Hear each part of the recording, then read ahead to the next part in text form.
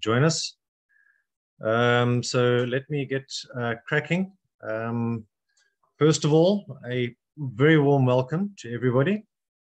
My name is Chris White. I am a director of the African Circular Economy Network, as well as ACEAN Foundation. I'm also involved quite heavily with the World Circular Economy Forum and other different applications that ACEAN is developing. So it's my pleasure to welcome you to this Circular Economy workshop. Obviously, this is the one that we have in terms of the built environment. For those of you who have not been introduced or don't know ACEAN before, please let me take this opportunity to give you a little bit more information in terms of who we are and what we do. So ACEAN was established in 2016. We're a non-profit company registered in South Africa. We expanded that beyond that to a non-profit corporation in 2020. ACEAN now operates in over 33 countries across Africa with over 100 experts in the network. Our purpose is to build a restorative and circular economy for Africa that generates well-being and prosperity, inclusive of all of its people, through new forms of economic production and consumption, which maintain and regenerate its environmental resources. This is achieved through research, training, knowledge sharing, networking, and capturing and reporting circular case studies. Our membership-based network brings together people from public, private, non-profit sectors, knowledge sectors, and others who have ambitions to accelerate the just transition to a circular economy in Africa through collaboration and implementation of projects. My colleague will post a few links in the chat for you to get more details on how you can be part of the network. Please join up, keep up to date with our activities and the different membership options, and keep an eye out there for more information and the links that you can click onto. So, of course, one of the most recent achievements of ACEAN is being invited to co-host this year's World Circular Economy Forum. Those of you who are not aware of the event, I think it's been running since 2016 or 2017. And I think I've been to the ones in Finland and Tokyo, and there was one in Canada recently. But I think we're very proud to make sure that we are bringing this to Africa for the first time ever. So very happy about that. World Circular Economy Forum is an annual global initiative of Finland through the Finnish Innovation Fund, CITRA. And this has brought together a global audience to chart a course for sustainable and resource-efficient economy. And for the first time ever, it's going to be in Africa. So from the 6th to 8th of December, titled From Africa to the World. The forum is going to be held in Kigali, in Rwanda, and online. With the global studios that can be arranged worldwide and specific African studios that will be organized by ACEAN across Africa. Alongside CITRA and ACEAN, this year's forum will be co-hosted by the African Circular Economy Alliance, ACEA, the Republic of Rwanda, and other international partners. So you might have seen that today's workshop is officially a side event of the forum. This is the third one of a 5-part series, and these follow the themes of the African Circular Economy Alliance's Big 5 bets. Those are fashion and textiles, food systems, electronics, packaging, and the built environment. Obviously, today is built environment. The workshops will take place over the next 5 months, leading up to the main forum in December, and we will share details on these at a later stage. So the aim of today's workshop really is to build momentum for the World Circular Economy Forum and simulate conversation on circularity in the built environment in Africa. And we're going to do this by focusing on a few successful circular initiatives in the industry and talking through barriers to entry and opportunities that are available. So just before I hand over to Jokuru, our moderator, let me share a few housekeeping rules for the session today. First of all, please note, we are recording the session. By staying online, you are consenting to being recorded. If not, bye-bye, but please stay on board. Please be active in the chat and the open discussions. We're going to be having a number of discussions in the chat later on. Keep your eye on that. Share any comments and questions that you may have in the chat box. So at the end of the day, we're all really working towards the same goal, and that's accelerating the transition to a circular economy. So the more we share and learn from each other, the better that's going to be for all of us.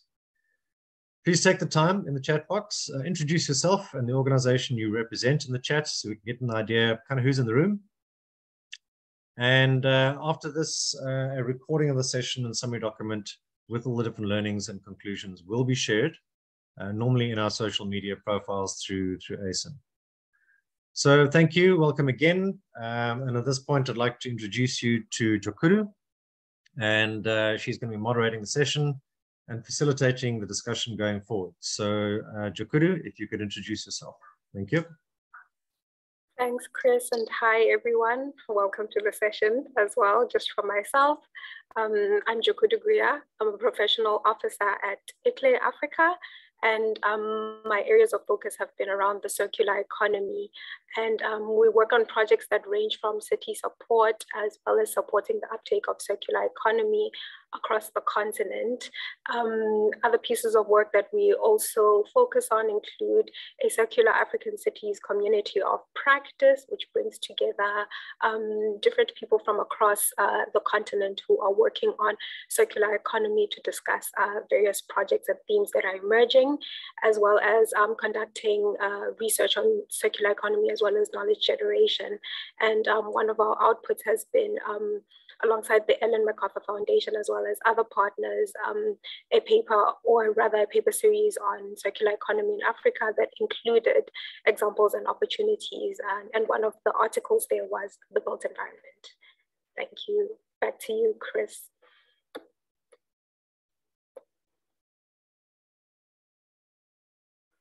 Sorry, Chris, you're still on mute.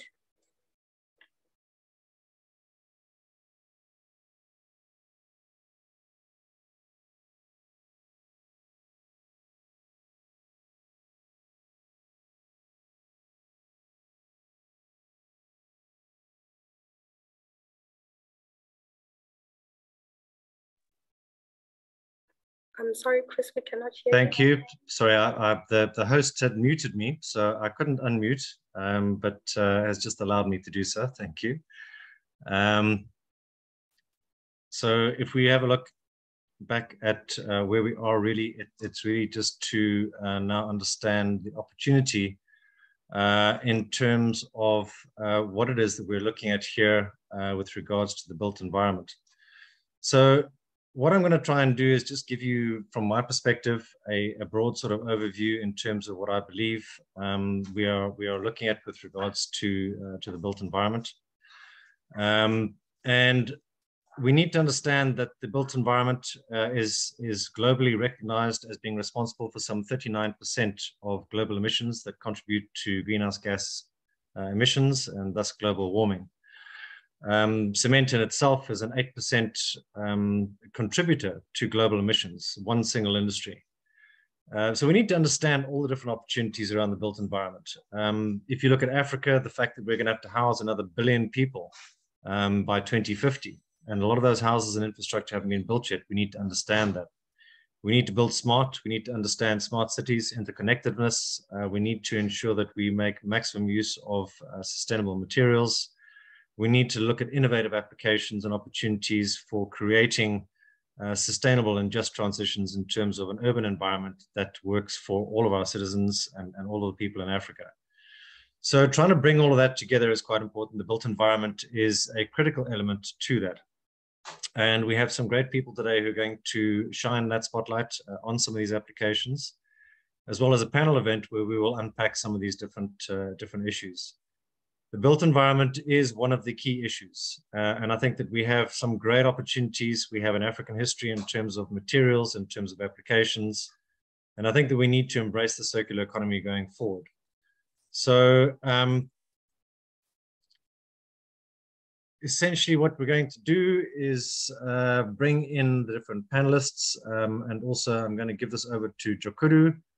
And the first thing we're going to have a look at is one of the case studies with MycoTile.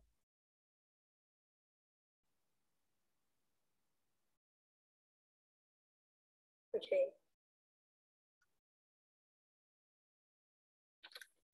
Thank you, Chris. I would like to call on our first case study, which will be presented by Tamu Kililo. And Tamu will be sharing with us about MycoTile, which he is a founder and CEO of. So over to you, Tamu.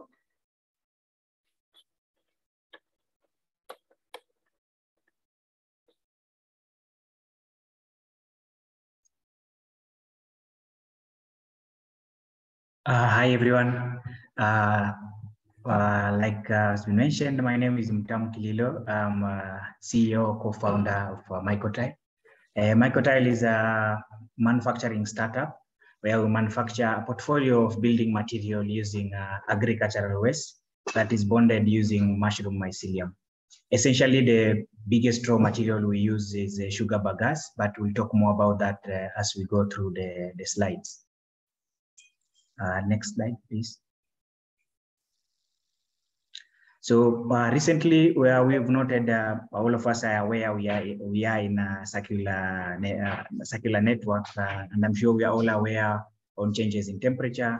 I give example in Nairobi, where temperatures range from about 10 to 30 degrees differences, and this can happen between March and July. And recently, we've noticed that it's getting even, the difference is getting even worse. Next slide, please. And in Nairobi alone, Nairobi has some of the largest informal settlements, and a lot of these informal settlements live in very thin-walled structures. And what happens with the changes in temperatures, the indoor climate is either too hot or too cold, depending on the month. So in a cold month, the place is inhabitable. In a hot month, the place is also quite inhabitable. Next slide. Unfortunately, Kenya, and I would, by extension, I would say Africa in general, we suffer a deficit in housing supply. Kenya has about 80% deficit, with cumulatively about 2 million houses not supplied. But at MycoTile, we see an opportunity of using a lot of the untapped local natural raw material, which for us is the agriculture waste, that we can use to make a lot of this building material instead of either importing or using the traditional brick and mortar. Next slide. One of the biggest raw material we use is the sugar bagasse, and you can see there on the image on the left is literally a mountain of sugar bagasse bigger than me, and that they had just cut maybe a month, so they just generate tons per day. This is only one sugar factory. And actually getting that resource from them is actually literally helping the factory itself. But this is just one of the agricultural waste that we can use. Of course, we can use corn cobs, we can use coffee husk, coconut coir, and you can use rice husk. But because of the scale of the building industry, the sugar bagasse serves as well because we have tons available for us to use. Next slide. And our process is actually carbon negative process where we use oyster mushroom to bond this agricultural waste by literally growing it in trays, and it bonds it into a composite that we use as our insulation. This insulation we use in the thin-walled structures that we've talked about in the informal structures, and you don't even need to change the already built informal settlement.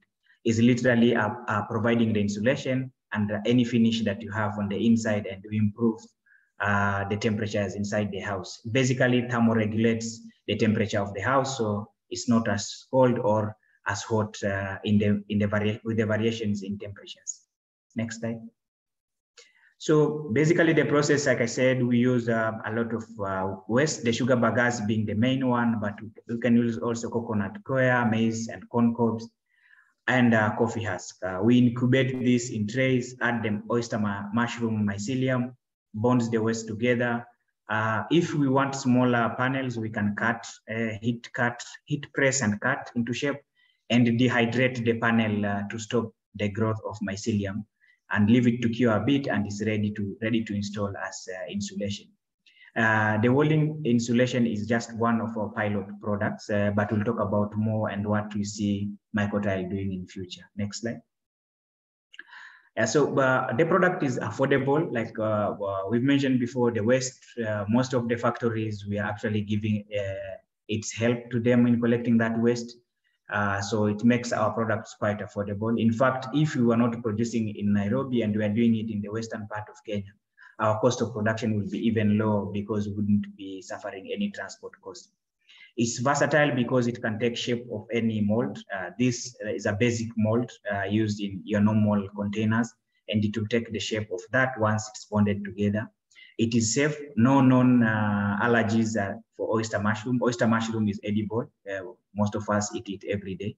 And it's circular. At the end of the building life, this is completely compostable. And it just, if the building is not in use anymore, it will compost completely. Next slide.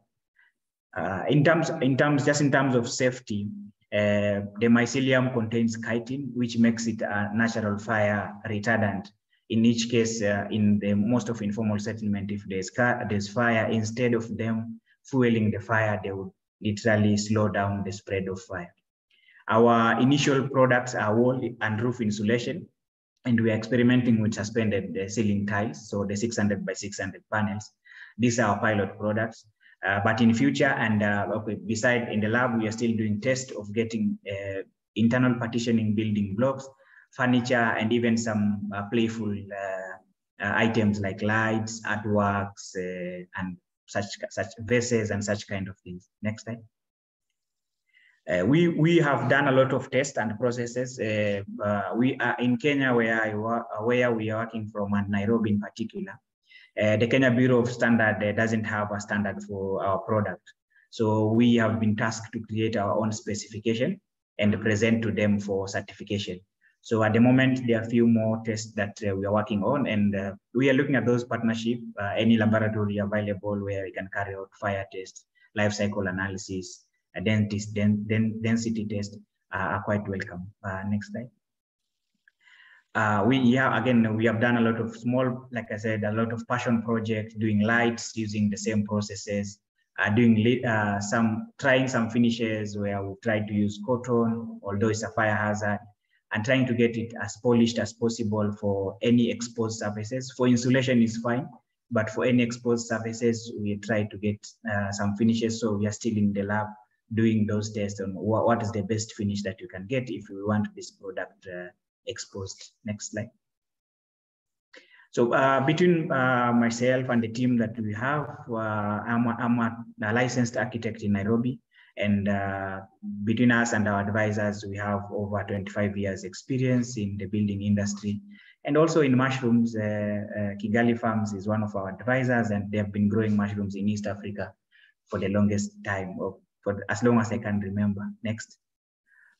We have some very interesting partnership, the partners that we work with. So in rural areas of Western Kenya, areas like Kilgoris, we use the local community to package our waste because sometimes it's in small aggregated communities, and we work with them to package the waste to be transported in Nairobi.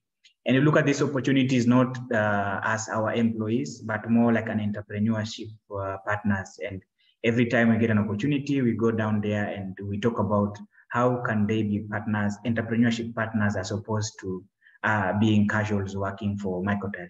And so far, so good, it's working well because it looks like a side business to them other than their normal duties that they do. Most of them are either factory casuals or they work in subsistence farming. Next slide. We have quite some partnership in what we do. Habitat for Humanity is one of our biggest partners. A few architects both in Nairobi and around East Africa, Cave Bureau, Mass, Buildex. And we manufacture with the Kenya government of Kenya as our manufacturing partner, KIRDI in particular, which is the Kenya Industrial Research and Development Institute. They have housed us in the facility, being a small startup. So they provide us the space and the equipment and also expertise in mushroom mycelium. We have a few clients who have expressed interest. We haven't fully rolled out in the market, but we have, for example, 1 Acre Fund and a lot of community centers like the Mukuru Arts Center. Next slide. So again, we are still looking for partnership, strategic partnership in test and laboratories and any new products research. We're thinking about packaging, getting away of the building industry a little bit, going into packaging and items like that, or art pieces. But also we are looking at investment partnership in the long run to scale the business and also the infrastructure of manufacturing. Thank you so much. That is MycoTile. And join us in any form of partnership or any engagement that you like. We're all available either on mail, reach out on mail, or on LinkedIn. Thank you so much, Mtamu. That was a wonderful presentation, and I really enjoyed hearing about MycoTile. I'm looking forward to all the questions that are going to come from the chat during our Q&A session. So just a reminder to everyone that if you do have any questions, please do put them in the chat. We will now be going over to our next case study, which will be presented by Noella Nibakuze. I hope I pronounced your last name correctly. But yes, Noella works for MAS, but she will be presenting to us a case study on the Rwanda Institute for Conservation. Over to you, Noella. Thank you, and yeah, you did pronounce it well. Awesome. Yeah, great. Just start my slides. I hope everyone can see my screen. Yes. Great. So, okay, great. Yeah, so good afternoon, everyone. I'm Noella Nibakuze, and I'm an architect and also a design director here at MAS Design Group. So, and I'm happy to be presenting to you on this topic of circularity using a case study, the Rwanda Institute for Conservation Agriculture, which is short for RICA. So briefly about MAS, we are a collective of 250 plus architects, landscape architects, engineers, writers, filmmakers, researchers, all from all around the globe, around 20 countries or more probably now. And we believe that design is never neutral, it either hurts or heals. So therefore our mission is to research, build and advocate for architecture that promotes justice and human dignity, and will help organizations amplify their missions. So in our first 10 years, or more or less more than 10 years now, MAS has built probably a couple of projects, 30 projects, I mean, some still under construction across the world, as you can see on the map. And our very first project, which was in Rwanda, the Butaro District Hospital in the north of Rwanda, we asked ourselves, can we build in hill? So we maximize the use of local labor and local materials as well, because we wanted to invest in the community we work with, but also it was quite challenging to bring excavators or machines in such a remote area. You can imagine more than 10 years ago in rural Rwanda. We also noticed the volcanic stone, which is more like a waste in the area in the north, and it's very volcanic. And you can see all of these piles in people's farms or all around the area. So for this building, most of the facade were made of this volcanic stone, also using local labor. And we noticed that by using local materials and hiring locally, this building actually, in terms of carbon footprint, was half the rest of similar buildings. And we used the CLF database. So for this building, minimizing the embodied carbon was not really the driver. However, it was a lesson learned that we can use healthy materials, local community, and actually minimize your carbon footprint as much as half. So, and that's led to what we call in our office, low fab construction or locally fabricated construction, which leads to hiring locally, sourcing regionally. That means investing in local businesses, investing in training as well, and also upholding the dignity of the people. You can imagine if they are part of the construction of the building, they'll be more proud of the end result. So moving, I'll now jump 10 years after Butaro. We designed RICA. So RICA is an agricultural university, which will be the first climate positive university in the world, because we pushed to use locally available materials. In fact, 96% of all the materials were harvested and found locally.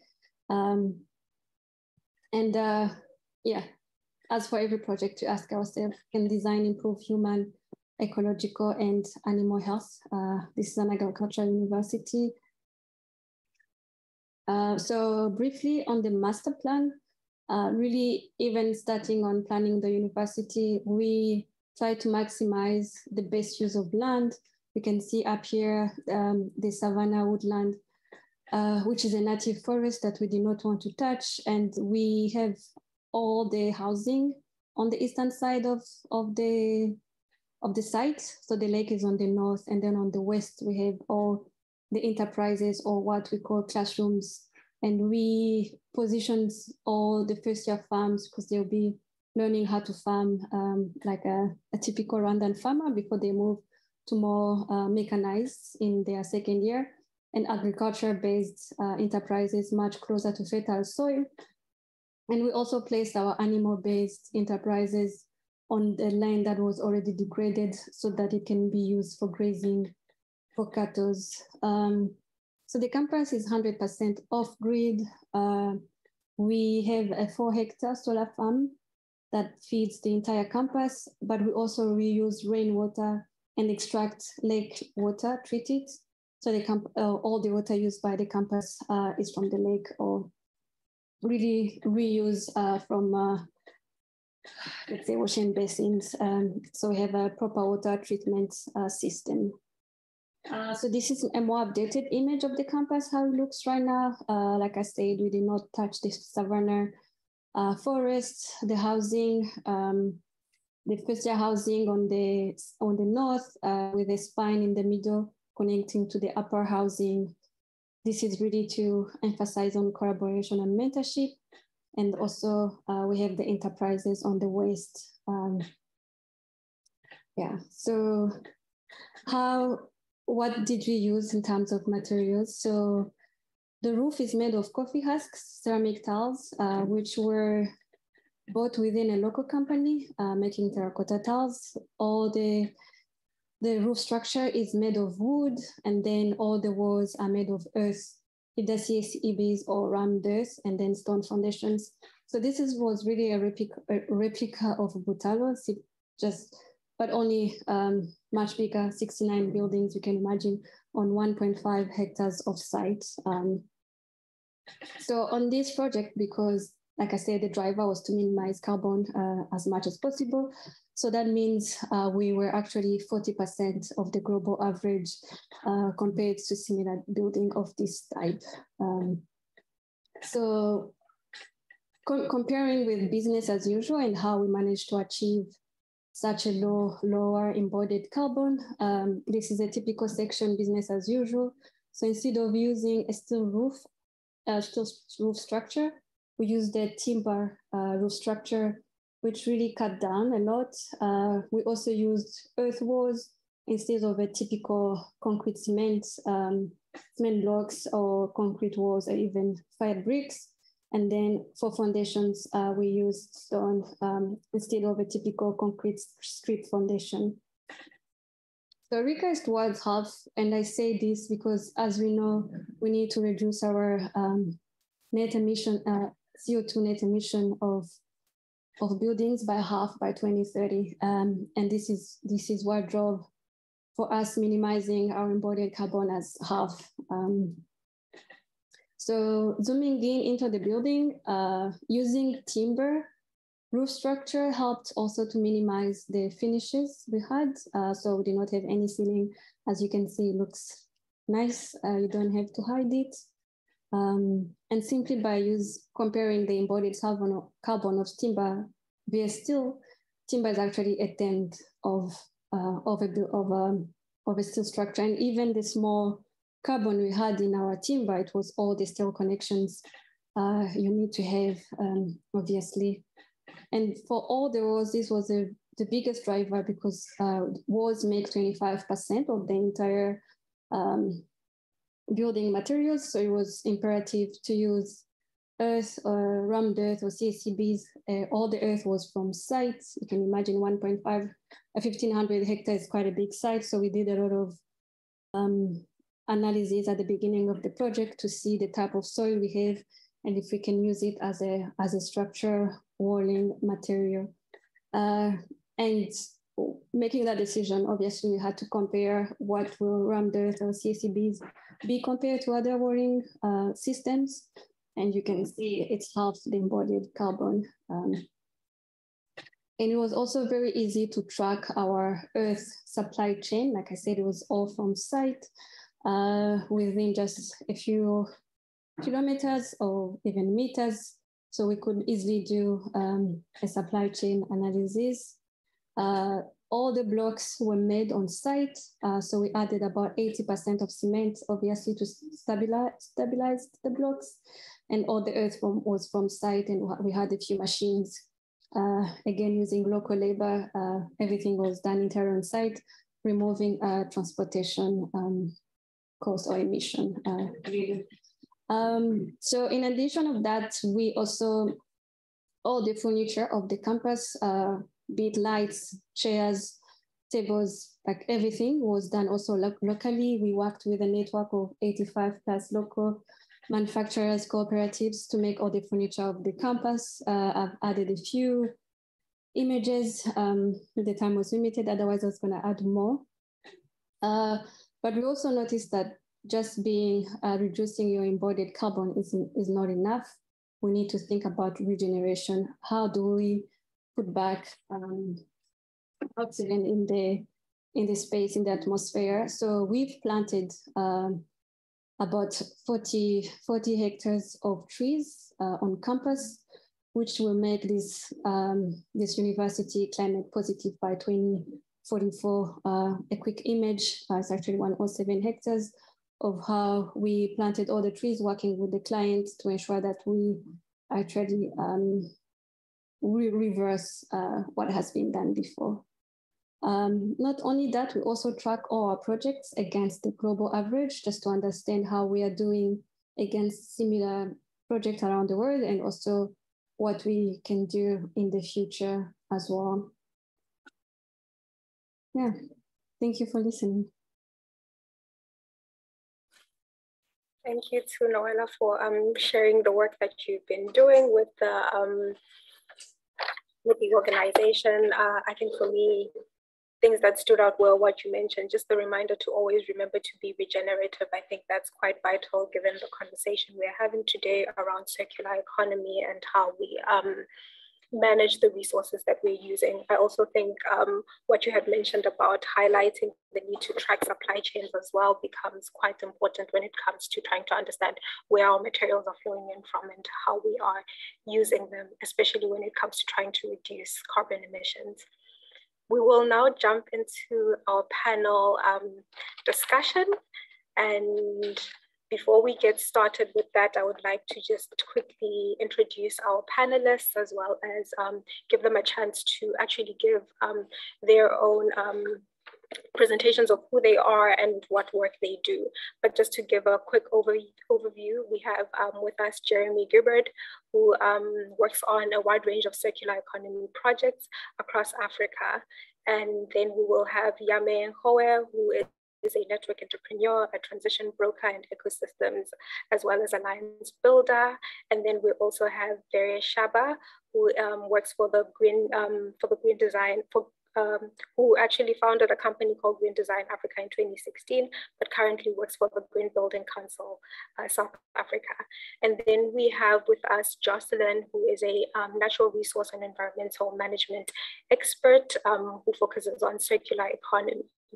And then we will also have Chris with us, who is actually our facilitator.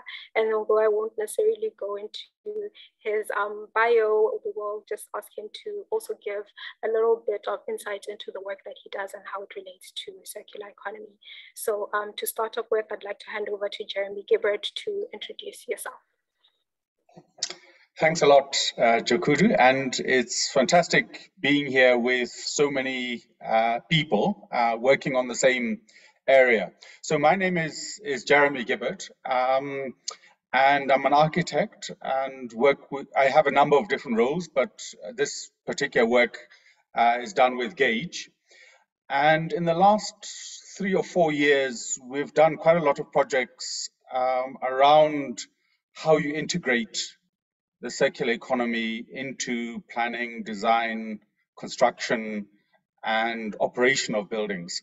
And some of the work has been published, particularly work done with the One Planet Network, UNEP, and I see a couple of my colleagues, I think, are in the audience, Hari and Pekka. And those reports are available, so please go and have a look at them. They're quite interesting resources in terms of what's happened really over the last few years within Africa, but also globally. So there are reports on the kind of state of circular economy, built environments in different continents. So yeah, that's me. Thank you very much, Jokudu. Thank you, Jeremy. We will now go over to Yame. Yame, if you could please introduce yourself. Thank you for that, Jokudu, and welcome to everyone here who's listening in from across Africa, across the world. For the purpose of this session, really, I'm wearing two hats. On the one hand, in relation to circular economy, I'm the country rep in the ACEAN network for Botswana. So I've been part of this network, and it's been quite it's been a really interesting journey, but it's been a really professionally enriching one, because we've seen the growth of ACEAN from the time I joined in 2018 to what we are now, a network across the whole of Africa, involved in all sorts of partnerships. But really, you're seeing the impact of that growth and that networking. The other side of this, I'm the founder of an entity called Sustainable Cities Africa. Like the name implies, we have been working to promote sustainable cities in Botswana, reaching out to the government of the Republic of Botswana to basically ask them to take a policy decision on sustainable cities, so that we would be partners to develop a sustainable cities program in Botswana as a lighthouse for Southern Africa. I do a fair bit of volunteering work over and above the ACEAN country rep. I'm also supporting the Botswana Green Building Council as part of its work as part of the World Green Building Council Africa Regional Network. I'm also working in partnership with the ACEAN Foundation, looking again to reach out to the government through the Ministry of Environment to develop a circular economy roadmap for Botswana. And fairly recently, and I'm really excited about this last one, through ACEAN, we have been connected to Chatham House out of the UK to look to develop a roadmap, a global circular economy roadmap initiative. This should be launched at the World Circular Economy Forum in Kigali in December. Yeah, thank you. Thank you so much, Yame. I will now call on Vere for your introduction. Hi everyone. I'm not sure if you can hear me. I'm in a little bit of a loud spot. Can you all hear me? Is that all good? Awesome. Thank you. Hi, Jokudu. Thank you for that introduction. I am Vere Shava, and I am the founder and director of Green Design Africa. So I'm still working there, but I am a consultant to the World Green Building Council. So in my role as World Green Building Council, I am the head of Africa programs. And for anyone who does not know what the World Green Building Council does, the World Green Building Council is made up of 74 green building councils across the world, and they really exist to advocate and to equip and empower and train, because we are mindful that when it comes to buildings, if you look at nature, there's a natural regenerative natural cycle that happens, but buildings are continuing to exacerbate the climate and the biodiversity crisis that we have in Africa. And it's a little bit of a tough one that we kind of are faced with in this room, where on the one hand, as Africa, we need to continue to develop. Some of the fastest growing cities in the world are going to be in Africa. The median age is 19.7. That means 50% of our population is under the age of 19.7, which means we still need to build. But then on the other hand, it's what are we building? How are we building? Are we going to repeat the mistakes of the past? How can we start using innovative materials? How do we look at circular design? How do we look at sustainable materials? How do we start looking at whole life cycle carbon? And how do we continue to see how the circular economy can generate more jobs and employment opportunities? So there's so many questions that we need to ask, which is why I love this session and I love, events like this, because every single person in this room I know has got a sphere of influence and an expertise that they can contribute to. Because if we look at a lot of the knowledge that comes about the circular economy, a lot of the case studies are in the global north, and there's some really good stuff happening in Africa. And are we actually taking time to really learn and understand what that looks like in the built environment? So definitely looking forward to this panel. I've seen some people were kind of putting who they are and where they're from in the chat, but there was like 10 people. It would be great if everyone could actually put it in the chat, just so that we know who is in the room, and also where on the continent you're from, because I really believe that some good synergies are going to happen. And with the World Circular Economy Forum happening in Africa for the first time, this is no small thing. So thank you, Jokuru. It's always great working with ICLEI because we work with you regionally and globally. And well done to Africa Circular Economy Network for everything that you've been doing in this space. It really makes a big difference. Looking forward to the session. Thank you. We're also looking forward to your inputs, particularly even just the question that you've also put in there, which I'm probably going to throw back to you once we get into the panel discussions. Can we now hand over to Jocelyn for your introduction? Thank you, Jakudu. So I'm Jocelyn Landutona from Cameroon. I'm the African Circular Economy Network country representative in Cameroon and also an executive team member. So my base is in natural resource and environmental management. So I'm very keen to know researching on the interaction between natural resource management and the built environment and vice versa. So I'll be sharing more today on the policy space, what is done at the continental, at some national, and as well as some local levels in Africa. Also talking about the gaps, the challenges, and some suggestions to bridge the gaps. Thank you. Thank you so much, Jocelyn. We're also looking forward to those inputs. Chris, could I please call on you to maybe just share a little bit about just what you do with ACEAN, but perhaps also just specifically making those connections to your work with the built environment. Sure, thank you. I think I did give the introduction in terms of who I am and my connections and affiliations earlier. Also, I gave a little bit of intro, which Veer has adequately backed up in terms of what we need to try and do to look at a sustainable future in the long term if we have to house another 1 billion people across this continent. So that comes across many different aspects.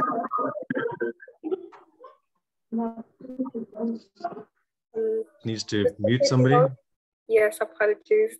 Could we please all make sure that we have our mics on mute? Thank you.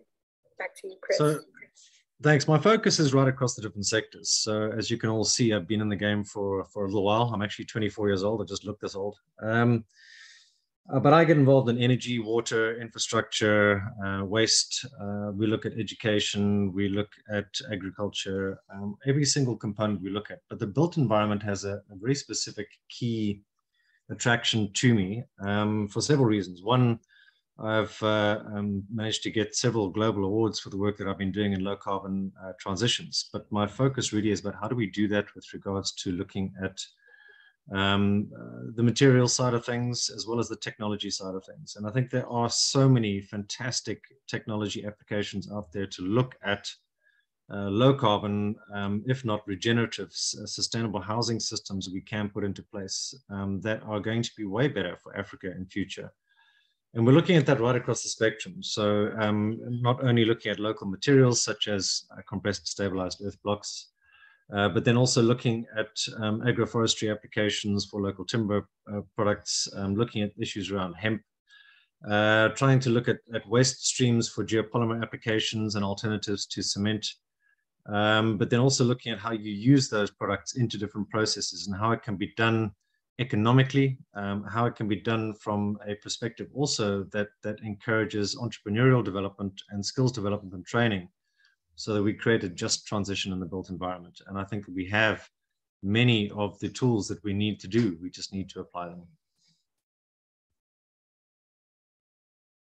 Thank you so much, Chris, for that introduction, as well as just background on what you're passionate about when it comes to the built environment. We will now jump into a panel discussion.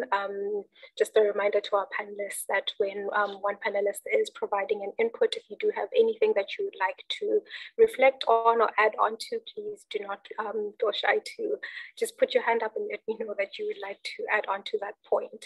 But just going back to the intro that Chris had given us when we started the session, I think I noted a few things that he had mentioned that were quite relevant for our discussion today, which were noting that we have a fast-growing population, and just reflecting on the importance of that and what that means for the built environment. We all occupy space, and therefore there's an impact there as well as to how we use space, how we use the resources that are available, and the impact thereof. And then also the note that came through from the role of informal housing and the challenges that emerged there, the impact on the informal sector. I think that's something that spreads across the entire continent. And then again, the growing need for infrastructure again. So with our rising populations, what does that mean? And then something again that you pointed out, which was we also have a very young population. And so trying to understand the impact thereof. And so the first question that I wanted to throw at all of us is just to understand from your perspectives and the spaces that you work in, what opportunities, as well as perhaps even barriers, have you seen emerging in the built environment that we need to pay strong attention to? We can start off with Jeremy first. Okay, thanks. Fantastic presentations, because I think they kind of give a picture of what's possible. The real opportunities, I think, are in small enterprises and creating a lot of new industries and jobs. And it's very interesting, if you visit Finland or you visit the Netherlands, there's an incredible growth of very small 1, 2, 3 person size organizations that are doing all sorts of circular economy activities to do with food, new building products, etc. And you know, that possibility, you know, is very real in terms of Africa, in terms of if we look at buildings and we look at what's needed and the potential to create you know, a huge variety of new products, new enterprises, and a lot of new jobs that are local, so not imported, and very good materials, so very circular materials, low carbon, grown materials, so that you actually then support agroforestry, and so that you develop an approach where we can have a much as a system, the whole system works better. The one other area that is also important, I think, in terms of opportunities, is that we've been stuck with fairly, inefficient, unsustainable infrastructure. So if you look at our cities, our existing buildings, they're terrible in terms of sustainability. And one of the opportunities we have with a circular approach is to think about buildings, neighborhoods, cities from a circular perspective. And if we can also then look at how we integrate, much more circular food systems, circular water systems, circular energy systems, we can then really regenerate natural systems and build really a far more sustainable future. And I think we have that opportunity because in many cases we start from scratch or almost from scratch. Thanks, Chikudu. Thank you so much, Jeremy. I really like those insights. And just to point out that the two key things there are small enterprises as well as the need for efficient infrastructure. Before we jump into conversation around those points, could I get your reflections, Yame, on opportunities that you are seeing emerging? A lot of my reflections actually, I'll actually echo or resonate with what Jeremy has just highlighted. It may sound that when I give this perspective, it may sound like I'm talking about challenges, but actually it's that is what presents the opportunity. What is very clear here is that I think if you heard Chris in his opening remarks, we're at a point where Africa now is urbanizing at a very rapid rate, and there's 1 billion people. But what is actually not known is that something on the order of 70 to 73% of the urbanization that will have happened by 2050 has not happened yet. So really this issue of post-COVID recovery, we have now an energy crisis around the world, but more when you look at even just the cities themselves or the towns, it's no longer an issue of, let's say, rural urban migration. In an African context, it's actually villages now becoming small towns. Towns are clusters of towns. and what they're behaving like intermediary cities. And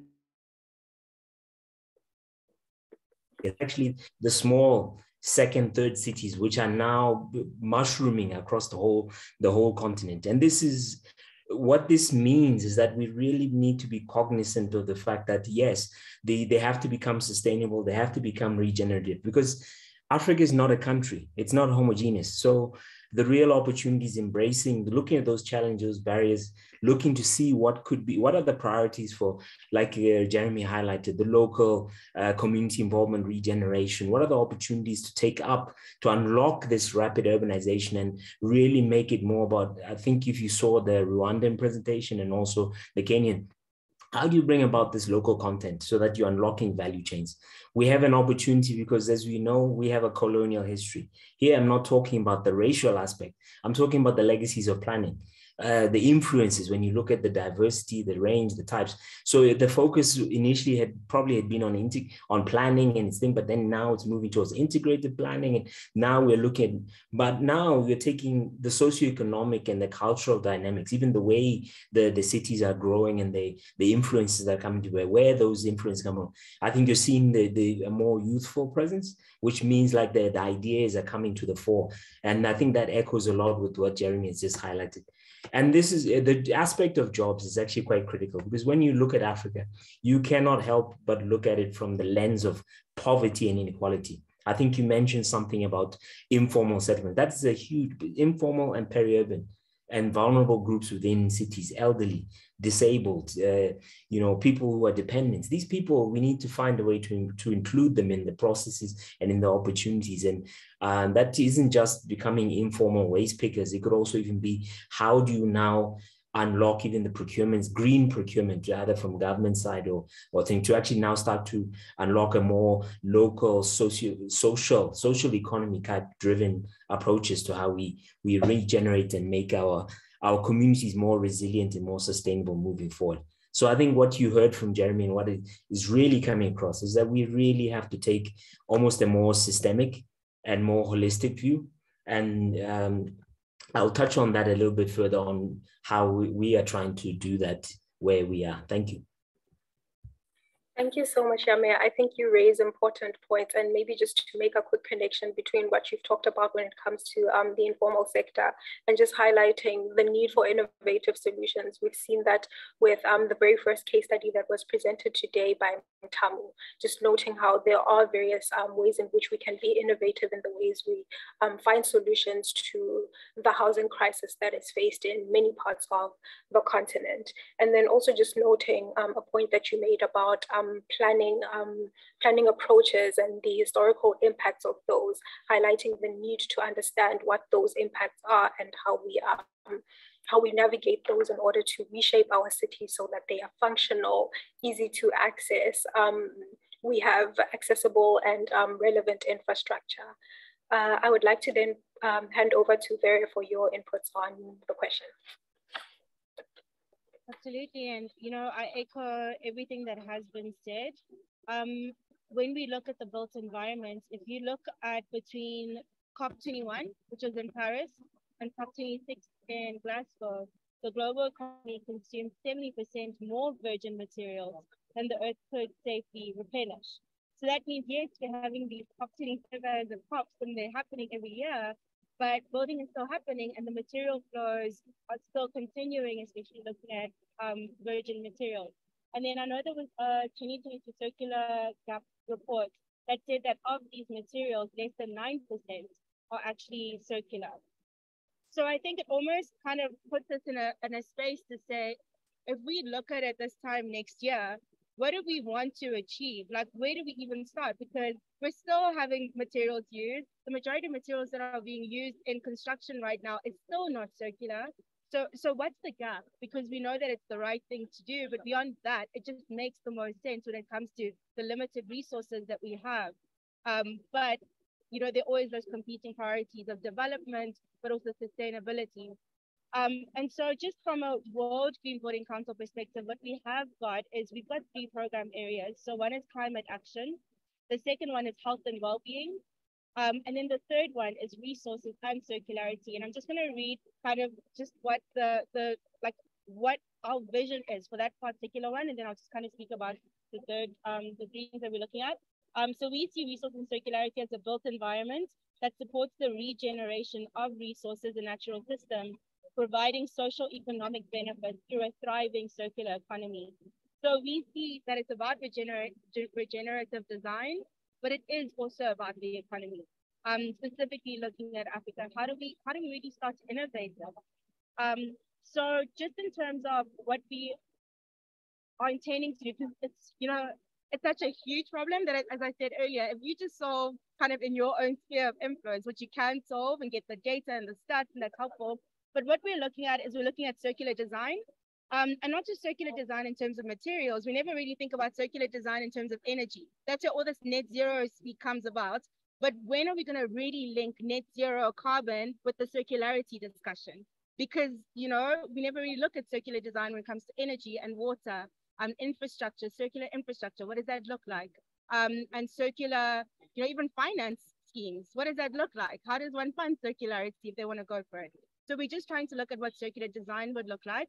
We're looking at sustainable materials that are contextualized to where one is from. I love the idea of rammed earth. You're literally building with the soil that you're building on, in a sense. But I think just like really looking at what are some of the sustainable materials that exist that are regenerative, and also mindful that it's whole life cycle carbon. So it's not about what are you importing. Don't import timber if you don't have timber within, like it has to be contextualized to where you are. And I think that's something we're looking at. And then the third thing that we're just looking at is retrofitting. 80% of building stock, you know, it's existing. So what are we doing about implementing circularity in existing built environments? How do you implement circularity in existing bridge or an existing hospital, or existing home, existing office? So it's really those three areas that as Working Building Council we're looking at, and you know, we're on this journey. We're constantly going to be engaging with stakeholders to see how we can really like even listen and understand that, as I said, like buildings are a large contributor of emissions, but also a large consumer of resources. So how do we just not have a year from now, we still have more material flows, and it's, you know, less than 9% is still not circular. Thank you so much, Barry. I think you've raised quite interesting points, and perhaps the first thing to highlight is what you mentioned around the need to slow down. We do a lot of thinking and trying to resolve challenges, but we just also keep going without perhaps trying to understand whether what we're doing is creating the impact that we hoped for when we say started a project or initiative or set a goal. So I think that's a very important reminder that we should be thinking about. What you spoke about with regards to the economy is quite interesting, because it definitely touches on the points that Yame was sharing around the need for jobs and that sector being a key one, but also again highlighting what Jeremy also spoke about around the need for supporting small enterprises, because that's where you're seeing a lot of emerging circular economy activities and impacts. And then something that I think we will come back to after this is that need for interdisciplinary as well as intersectoral approaches to circular economy. But before we get to that, could I please call on Jocelyn for your inputs on where you see opportunities and perhaps barriers to circular economy implementation in the built environment? Okay, thank you, Jokuda. I think my fellow panelists have talked a lot about the opportunities and the challenges. We can see a rising innovative entrepreneurial class on the continent. So I think these are a lot of opportunities that we can tap into.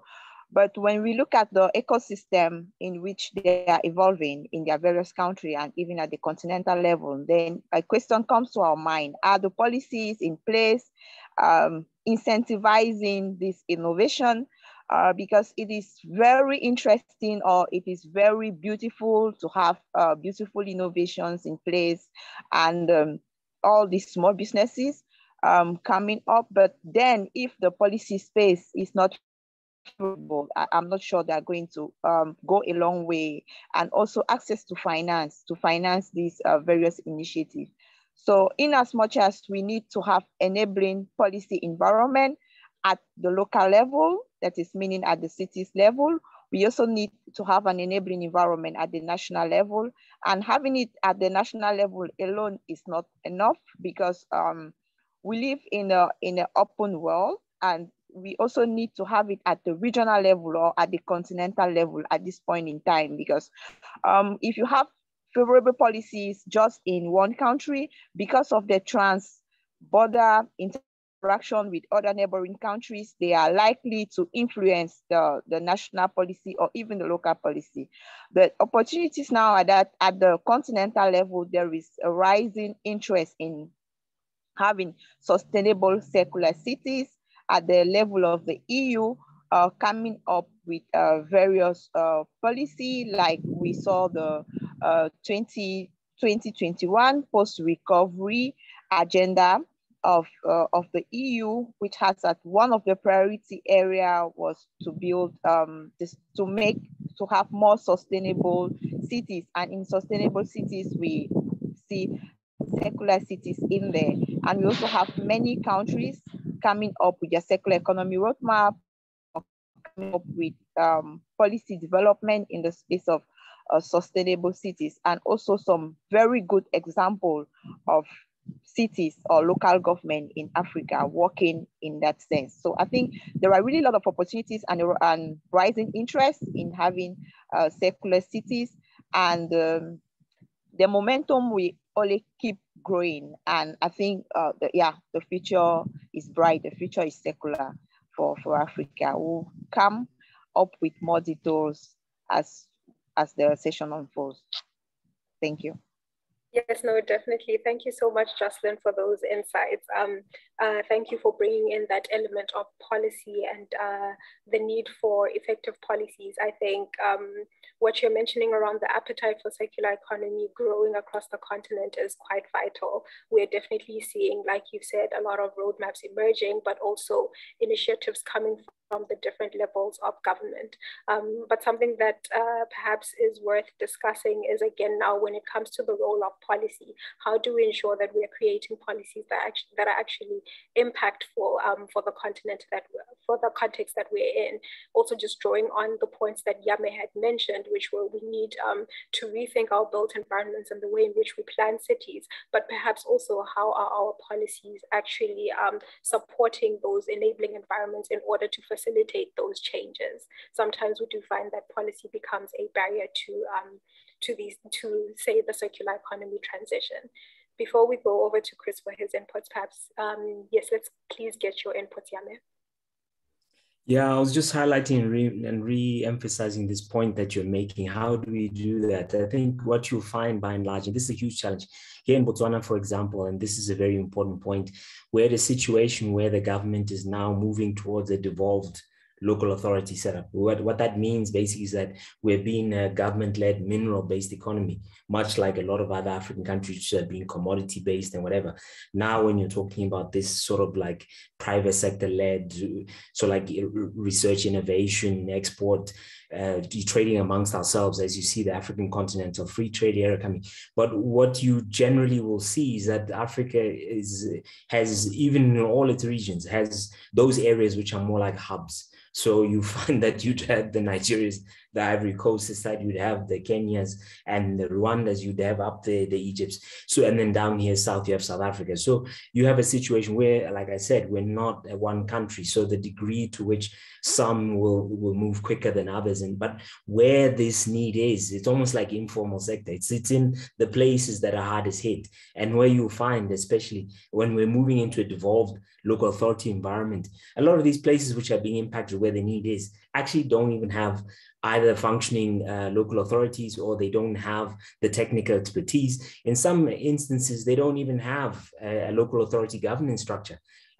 Just to give you an example, here in Gaborone, as we saw during the COVID period, what we termed Gaborone is the city council within its zone, where it's zone of the administrative zone or under its authority. But COVID showed that it's actually a far larger footprint and we termed it Greater Gaborone. That was like a super cluster region. And so imagine if that is what we have to respond to, either for climate or the need for circular economy kind of initiatives and the inclusion of those who are marginalized, who basically have come to urban environments looking for economic opportunity, but now are either not accessing proper public services, they are not being connected to what's called to basically infrastructure, and all of that has to be transformed. I mean, the key thing here about this whole discussion is, and I love what Chris said at the beginning, the city is not, it's the building, it's just a platform, it's a system of systems, and all these things are interconnected, and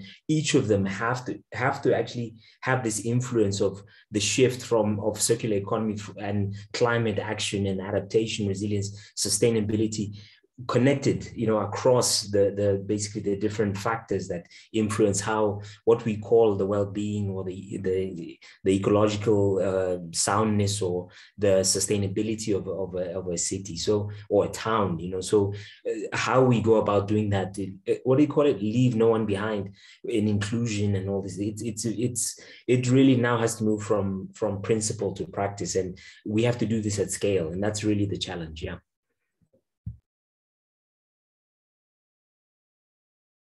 Thank you so much, Yame. Those are very vital points. And I think what you're bringing in is that importance of ensuring that we are thinking about transdisciplinary activities.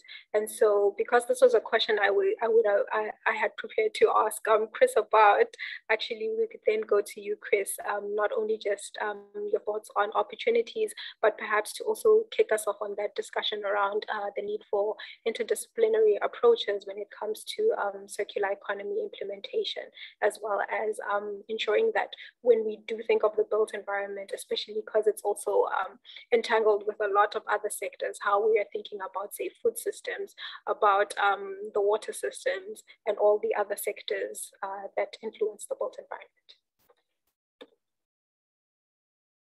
Thank you, Jukuru. I think one of the other things that we need to try and put into context is the fact that we need to unlearn a lot of the stuff that we have been doing. For years, we've been pushing unsustainable practices going forward. And unfortunately, this is very much entrenched into economic opportunities, into finance, into mainstream applications.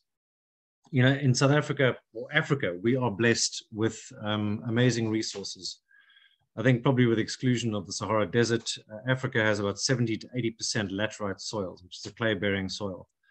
And the opportunity is that is ideal for stabilized compressed earth blocks or rammed earth type systems. We've designed and built systems where we've looked at virtually zero carbon dioxide footprints, by eliminating completely the issues around cement slabs. But we can't do it because they're in our structures, in our systems. So when we start to look at our policies and our certification and our compliance, we are hamstrung by systems that have been put into place on unsustainable methods. And I think Noella put it very clearly as well with one of the projects they did, where they used, instead of a slab, a concrete slab, they used a rock-based strip footing, which is absolutely perfectly adequate for any single to double story building. You don't need to have a massively carbon intensive, thick concrete slab for it whatsoever.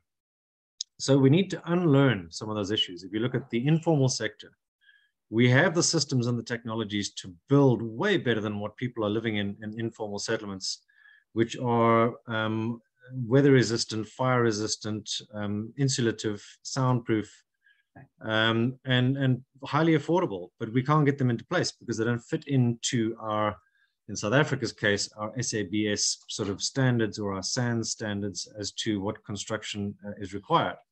And yet we are happy for them to continue living in squalor without giving them a better system. So we need to look at the systems and structures, certification, compliance, and also right through the supply chain system, where we're looking at with regards to material specification, green procurement. These are all issues which we need to look at from the supply chain perspective. And also then to look at the circular side of things. Before I do that, on the standards, there's a perfect example. We have a group in Africa called the African Regional Standards Organization or Authorization, ARSO. they literally should be looking at a Pan-African opportunity in terms of standardizing standards across Africa, but we don't, because every country has got their own standards, got their own systems, their own laboratories, their own processes, and it complicates the opportunity to look at regenerative housing opportunities. But then we also need to unpack that with regard to end of life. So how do we look at things like builders' rubble, construction, demolition waste, and how those come back into the system?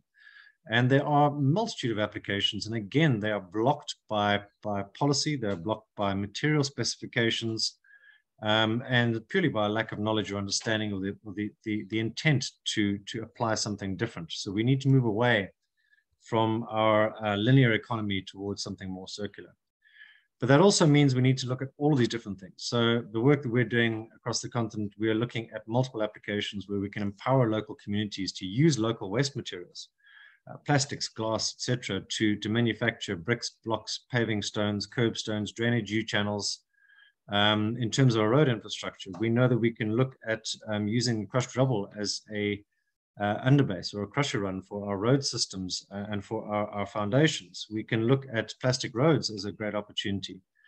But then bringing that in, as you said, Jokuru, how do we look at it with regards to transport? How do we look at it with regards to shortening our supply chains, food security systems, local intensive urban agriculture applications, our water. And again, we need to decouple water and energy from where we are, because if we want a just transition in terms of water and energy security in Africa, we have 650 million people across this continent, no access to electricity.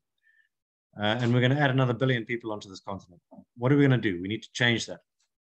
And that we need to do as a just transition, where we're not looking at massive corporates or big governments controlling and monopolizing this, but bringing everybody into that process, microgrid systems, rainwater harvesting, water recirculation systems, etc. There's all the solutions are there. So we have, how do we change the system?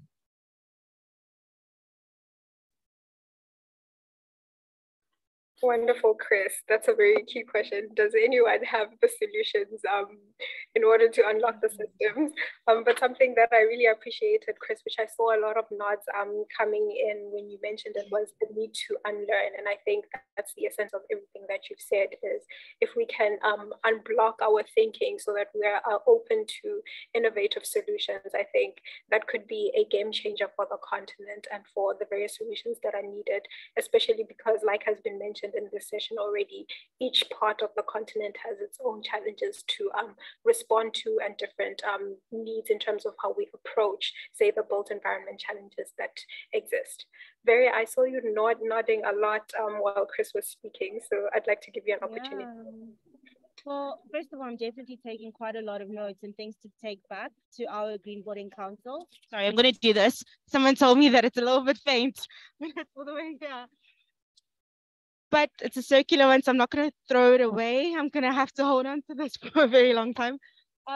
So I just wanted to, I guess, first of all, just say that, you know, on behalf of the World Green Building Council Africa Regional Network, knowing that we've got Green Building Councils who are constantly advocating for climate action and resources and circularity, I'm taking a lot of notes because the comments that have come out around, you know, policy, financing, and then unlearning, I think that that's so important.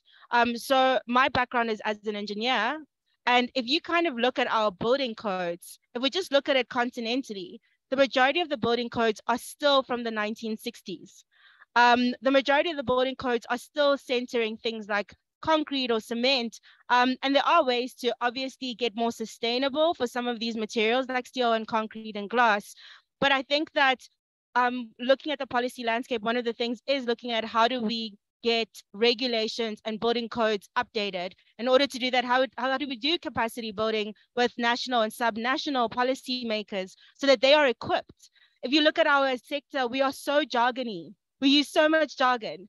How does someone who's a policymaker going to understand when we say we want to do whole life cycle embodied carbon for the bricks so that we can have, you know, I think at some point we need to find that way to be able to bridge that gap. And so I would say just looking at updating building codes and policy.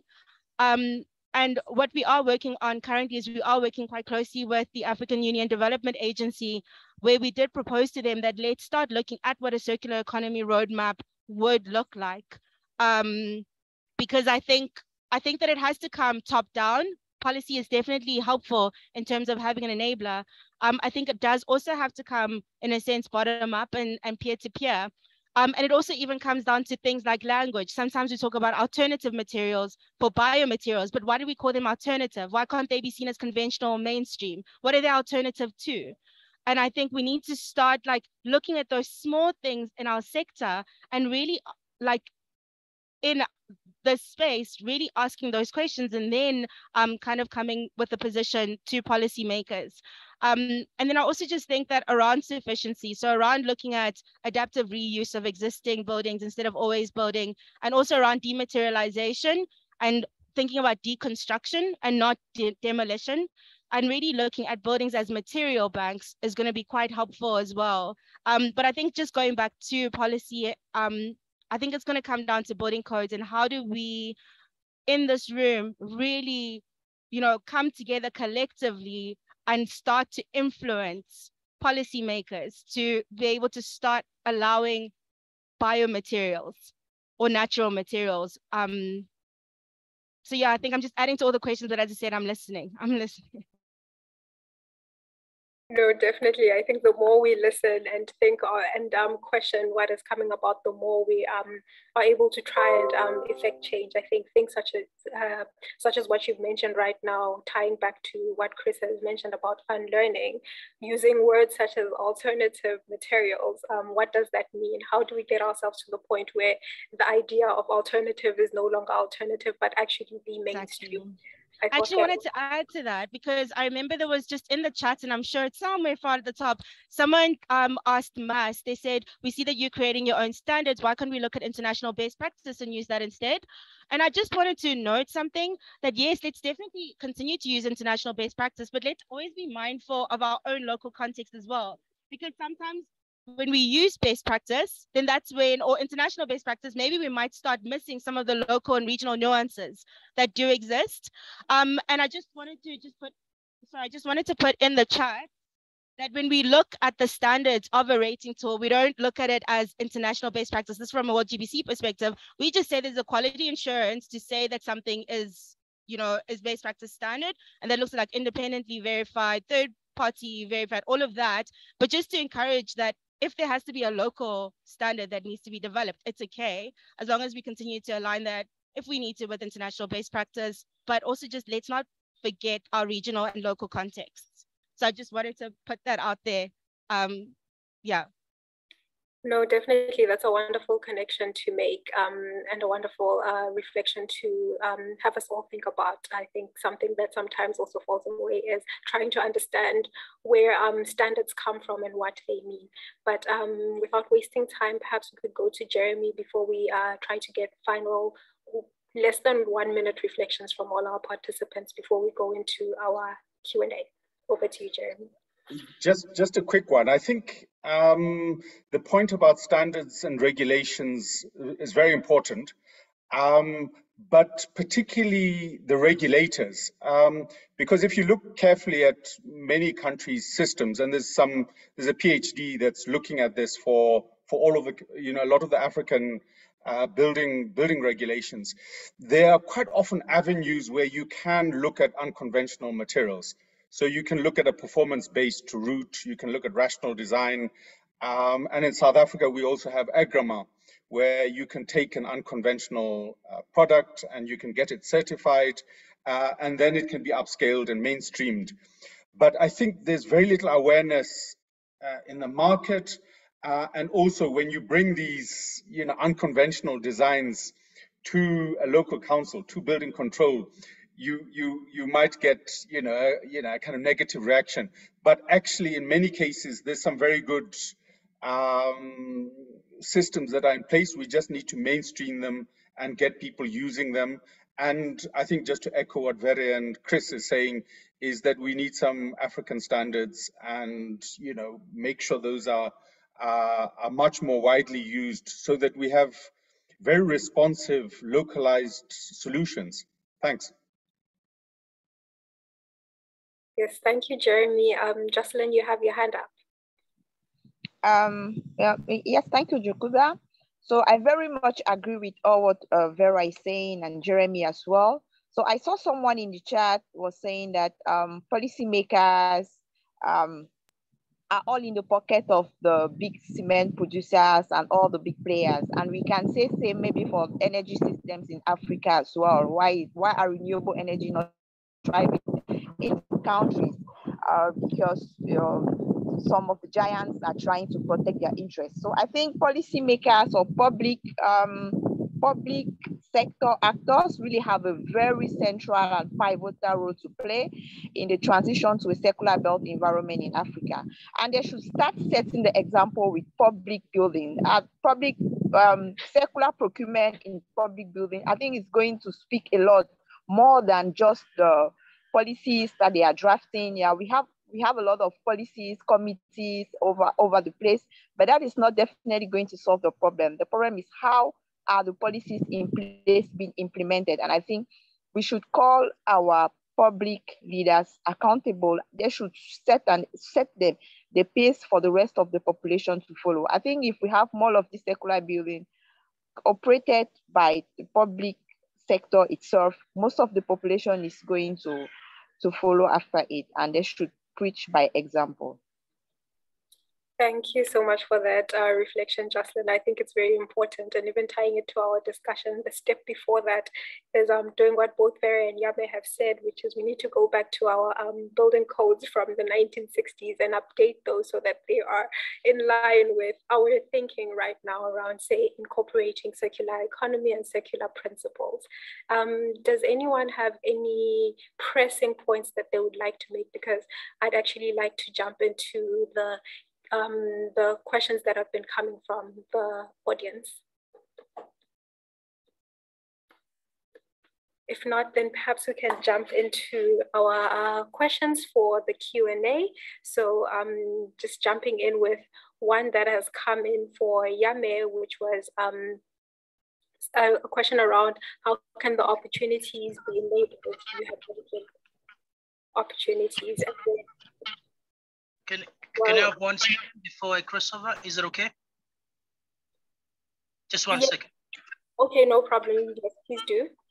Yeah, sure. I just actually want to.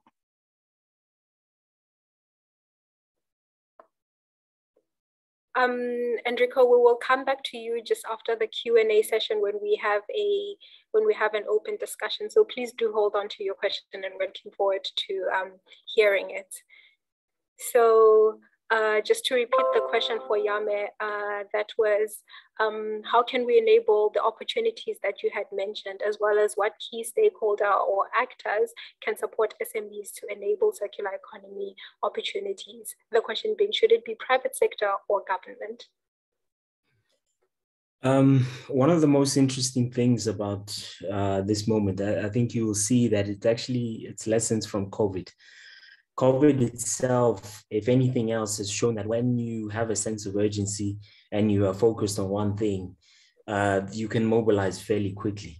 And things, you have your while and you have your what, and you have to move at speed and at pace, because otherwise people are in real trouble. And I think that is the sense that we need to have, this sense of urgency, that really the time for talking and policy making, as I think Jocelyn quite adequately lined up in her comments, it really is past. We're in a situation whereby, of all the continents, well, apart from maybe the Antarctic and the Arctic, we are bearing the brunt of climate action.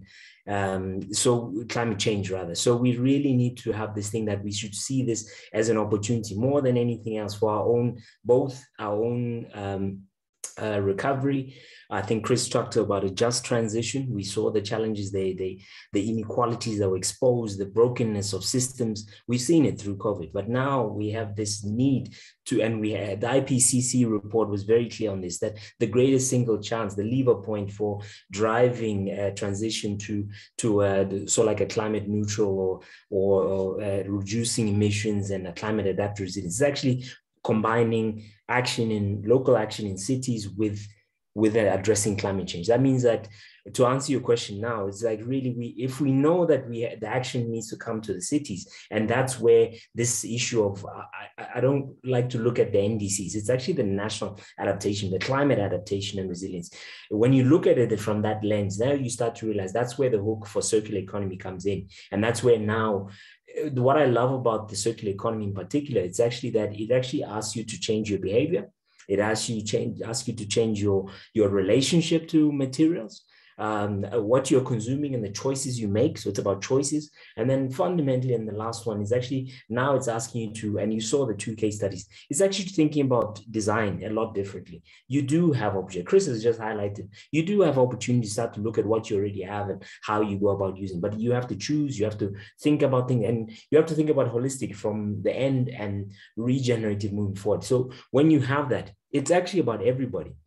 Now, when you look at that, everybody does have a role to play. So you've heard about the standards, you've heard about the what's called the regulations that need to come in. The financiers, we don't even have finance. The properly developed African finance for climate action, adaptation, sustainability, and circular economy. We need to develop that for ourselves. Looking at climate action plans in local communities, in cities, in towns, and that then is now the framework for everyone to see, where do I fit into all this, and then what action can I take? Because it's highlighting the priorities, the barriers to entry, and what needs to be transformed, and it actually highlights. This is why we here are actually looking at things like urging the government to say, look, you have to make a very clear decision on a very deliberate policy instrument around sustainable cities.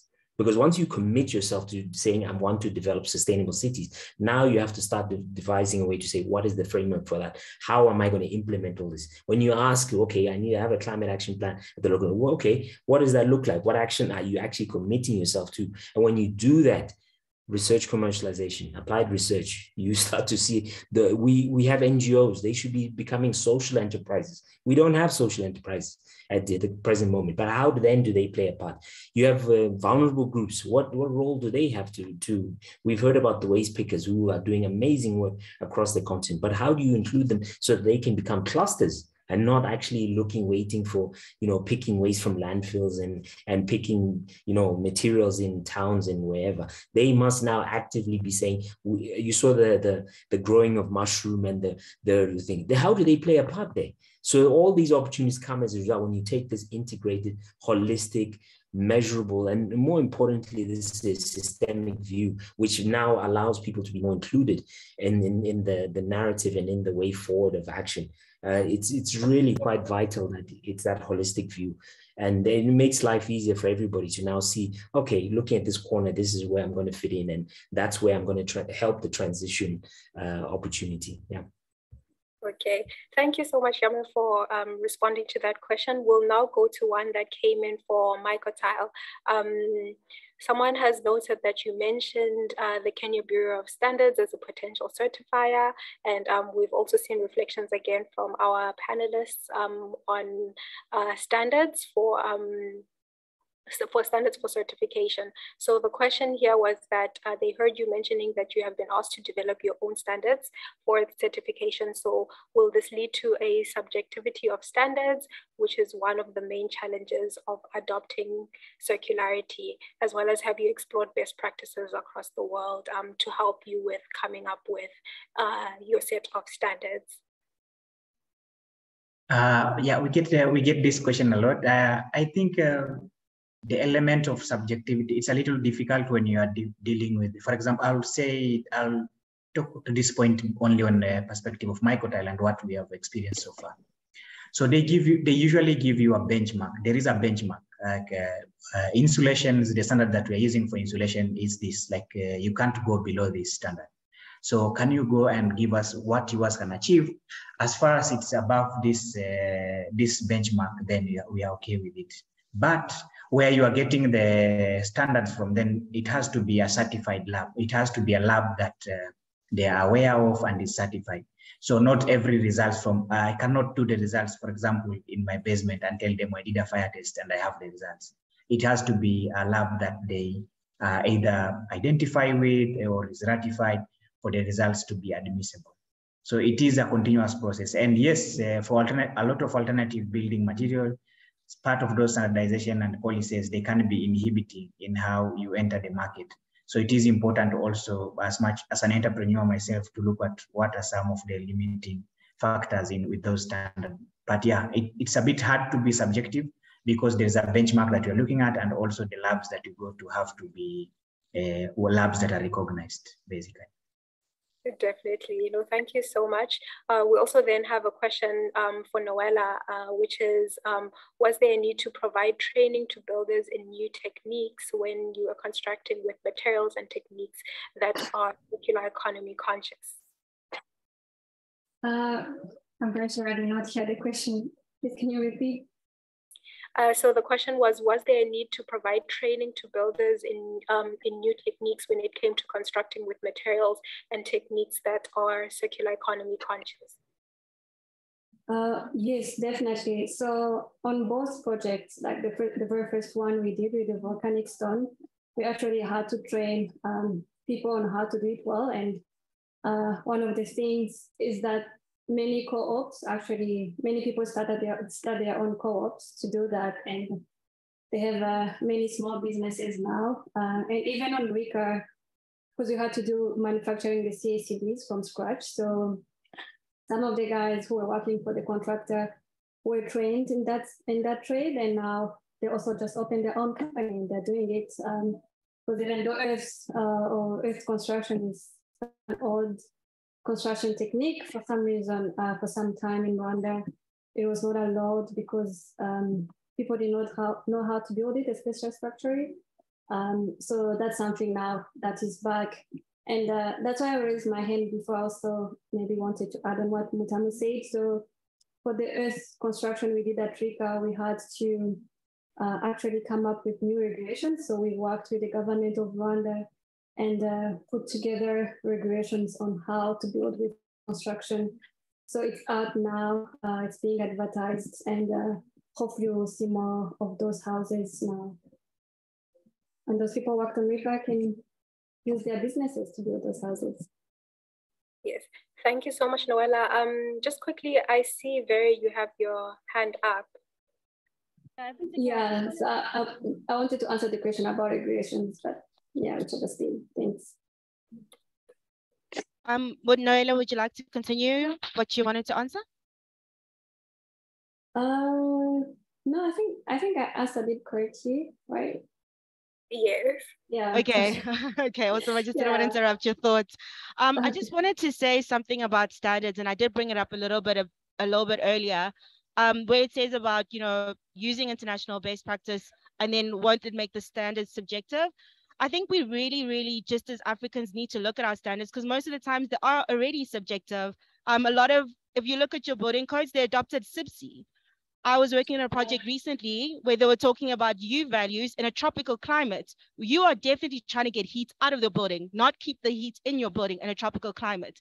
And so you need to, in Africa, look at SHGC, which is solar heat gain of coefficient, and not U value, because that's about insulation for a cold climate. So when people talk about standards and is it subjective, I feel like Africans get that question. Yeah. I think, and Africans, when I mean Africans, I mean people from Africa or like African countries. We get that question. Is our standard good enough? Does it meet international best practice? Who are we building our buildings for? And what climate are we building it for? And what region are we building it for? And I think that that's why I continue to say that contextualization is so important. And a question that Kolani came up with to say, what are some of the policy things that we need to get government to do? I think number one, every African government needs to review their building codes. And also start to allow what we continue to call alternative materials. Let's start calling them natural materials as opposed to alternative. And I think the second one is we need to look at financing. So when you start to use materials that aren't necessarily aligning with the codes, you start to now risk your financing, and we need to find a way to de-risk when we start using more locally contextualized things. And I think the third one is capacity building. So in universities, we still learn in a certain way, how to design in a certain way. And I think that we need to also start looking at our curriculums as well, if we do want to see how we can get circularity mainstreamed. So yeah, I just wanted to just note that, because a lot of the times the standards conversation does come up. And I think that's one of the barriers to implementing circularity, because it is hard, and we must always obviously comply with ISO 9001, which looks at quality management systems and many other ISOs that exist to ensure like independent verified third party. But I think let's just almost review a lot of the things if we're trying to really implement circularity in the built environment. Thank you so much, Barry. I think you raised quite a good point there on the value as well as the importance of contextualization. We should be building cities and communities and towns for the African continent that respond to our needs when it comes to, like you've mentioned, what it means for like heating or cooling of buildings, even just a reflection on the points shared by MycoTile. I would really like us to get into an open discussion. So just within 1 minute, I do have one final question just to ask from the chat, and if we could please try to go through it quickly. And this one is for Chris, just because it aligns quite well with the questions being asked by, or rather the point shared by Barry, which is, what policy changes do we think the SA government should make to address circular economy needs, and how urgent are these? So perhaps if we could get maybe one that comes to mind.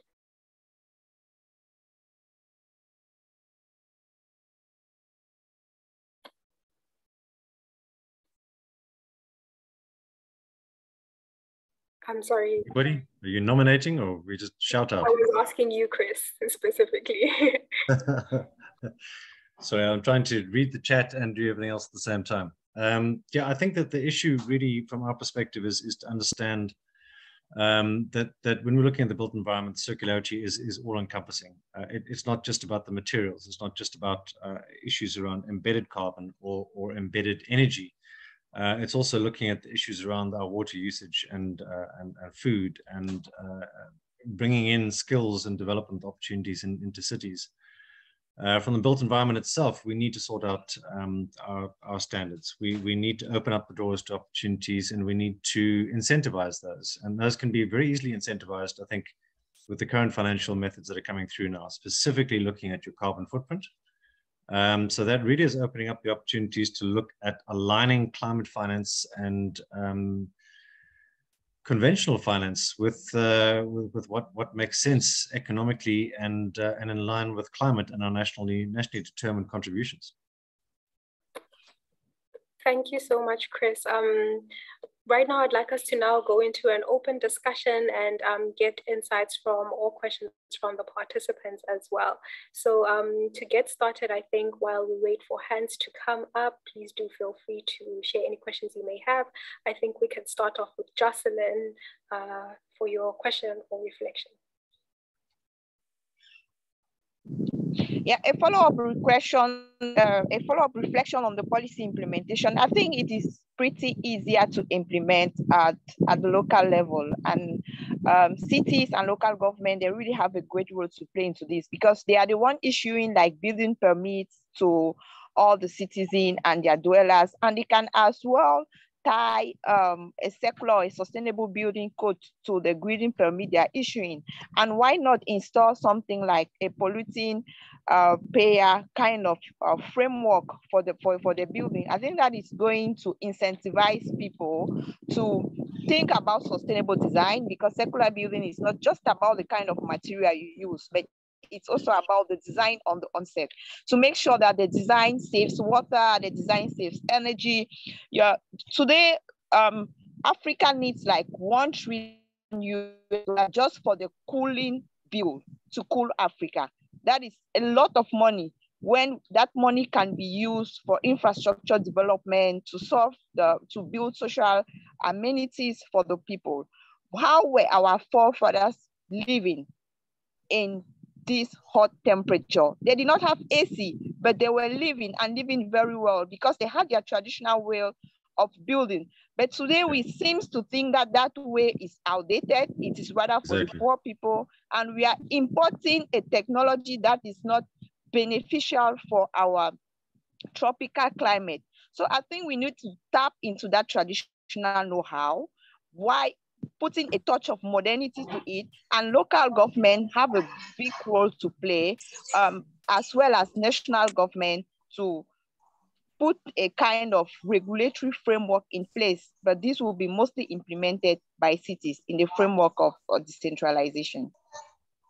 Those are wonderful points, Jocelyn. I really appreciate them. And it's reiterating Chris's words in terms of your input is we need to unlearn. We need to think in a way that responds to the challenges that we're facing. We need to be contextual, as very put it. So our next question, I'd like to call on Enrico, just because I know you did have your hand up earlier. Please do take the floor. Yeah, thank you so much, everyone, for these wonderful invitations.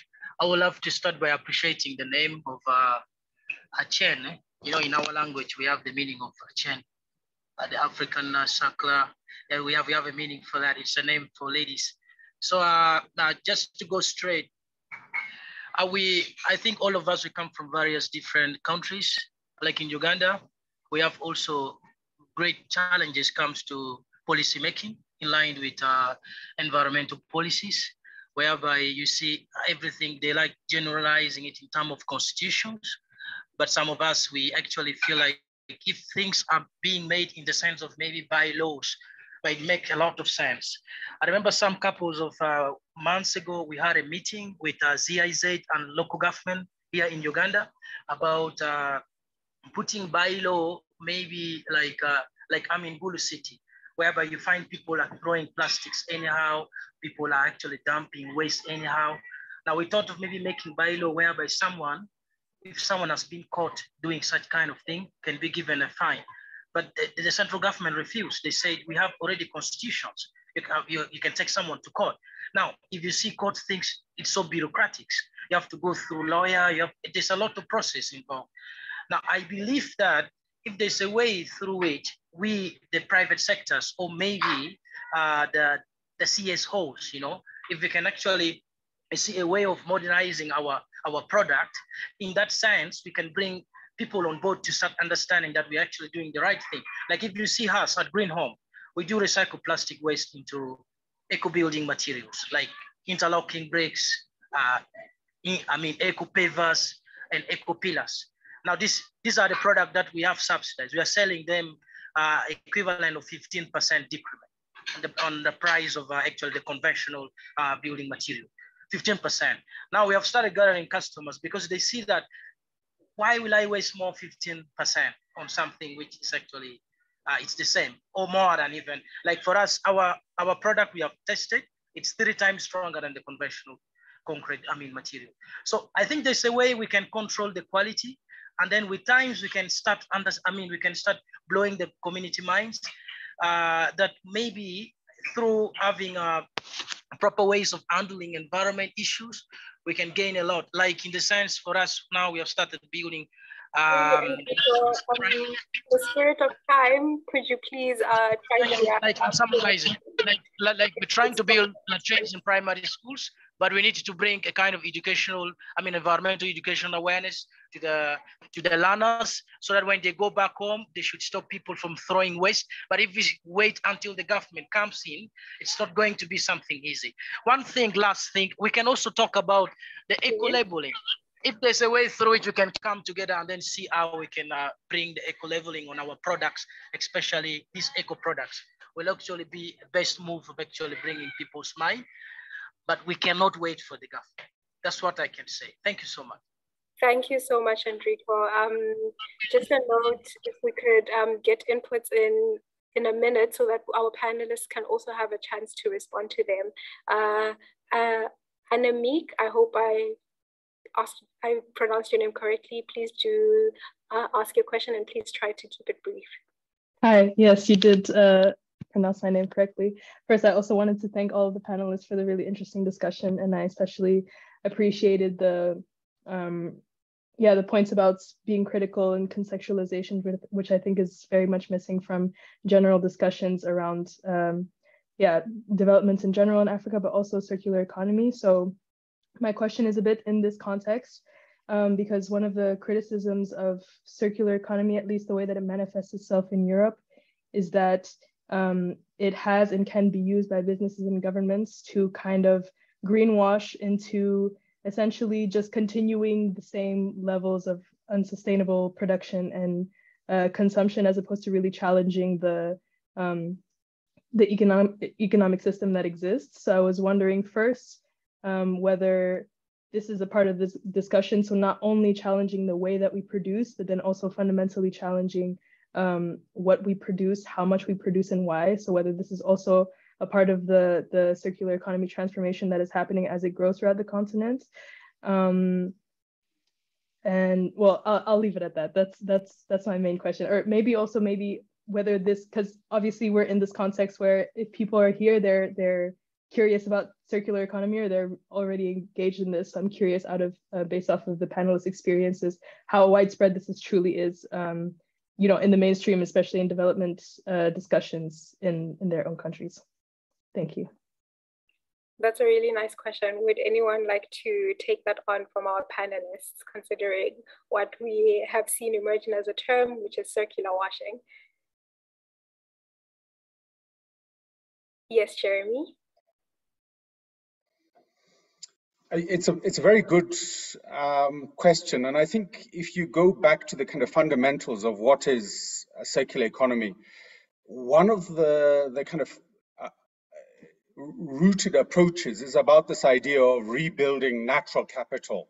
So it's building the capacity and the capability back in our natural systems to enable us to live, all of us to live, including animals and plants.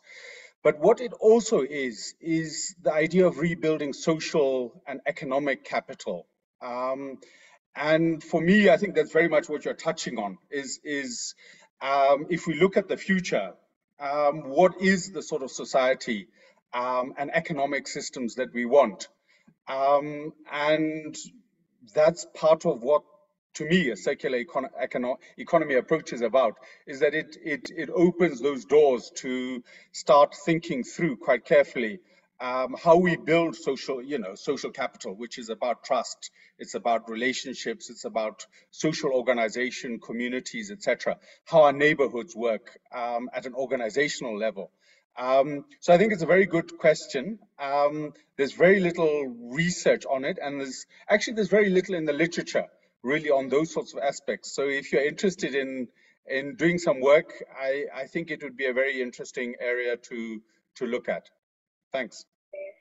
No, thanks, Jeremy. Definitely food for thought, areas of research that we can be taking on. Martin, you have a question. Yeah, so thank you very much. Thank everyone. I think the discussion has been so good. But my concern is that it's sort of centered so much on system perspective. But I like Jeremy was sort of bringing in the relational aspect. I think many of the things that need to be done, particularly in our context, is people really changing behavior. For example, Jocelyn was talking about public sector contractors. I mean, what is going to make them change? I mean, with providing service, building as a service, bring about this change. So there's a lot of focus. We need to also, pay more attention to this relational aspect, the behavior aspect. So I just wanted to bring this to light a bit, because I sort of thought the discussion has so much centered on a very systemic perspective, which is good, but we also need to focus on that direction for our attention. Thank you very much. Thank you, Martin, and perhaps to hear from our panelists' inputs on that. Yame?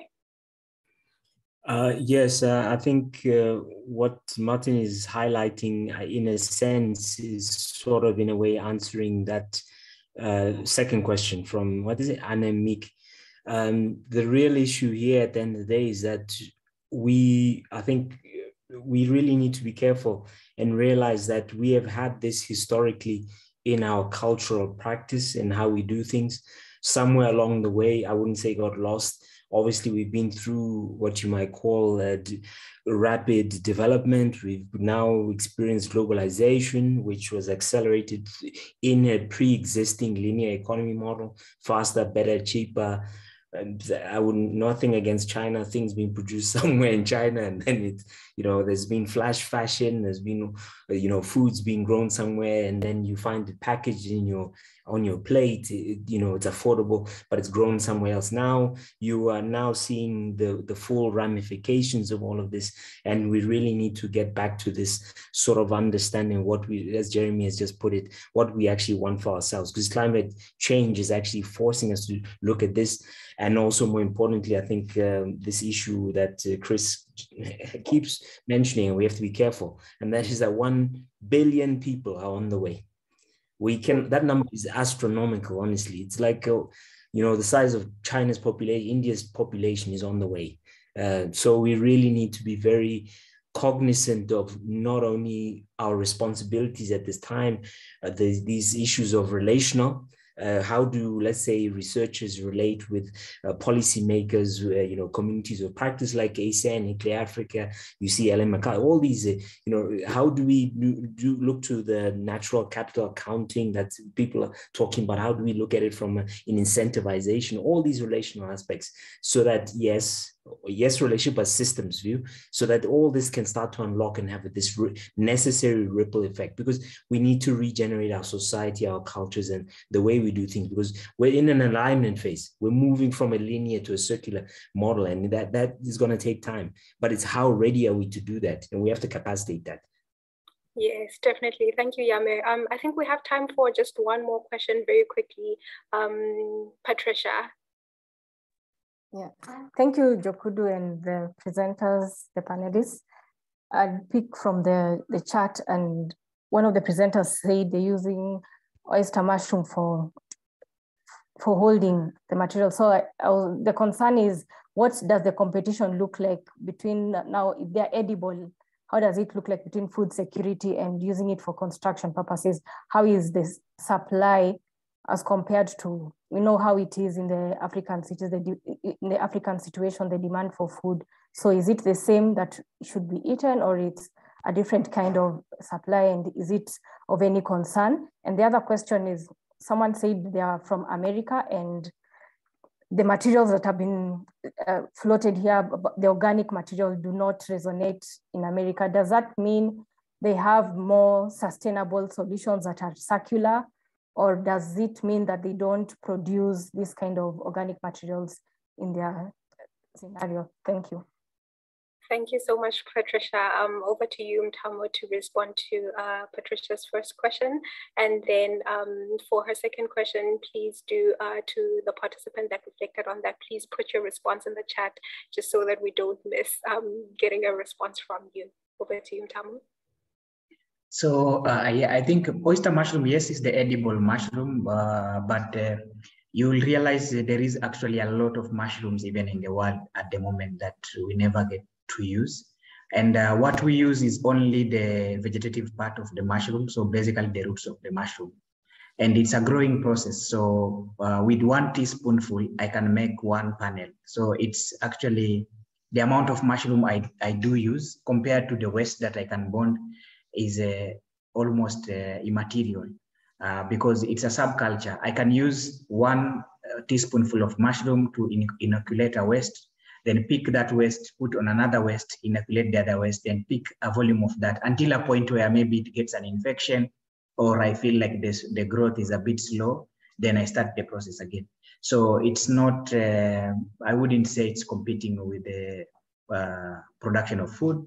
Button mushrooms are more, the ones that are consumed more, oyster not as much, but again, we use only the vegetative part of the mushroom, and it's so vicious. As long as you have waste, it will always grow. Briefly touching on the people in the US, any agricultural waste can be used. I think you just need to understand its level of acidity or base. And so I don't think it limits there's limitation in location. I think anybody where they grow corn or they have any husk, rice husk, or something like that, you can always bond the waste using mushroom mycelium. So I think this is a solution that can be scaled anywhere. Yes.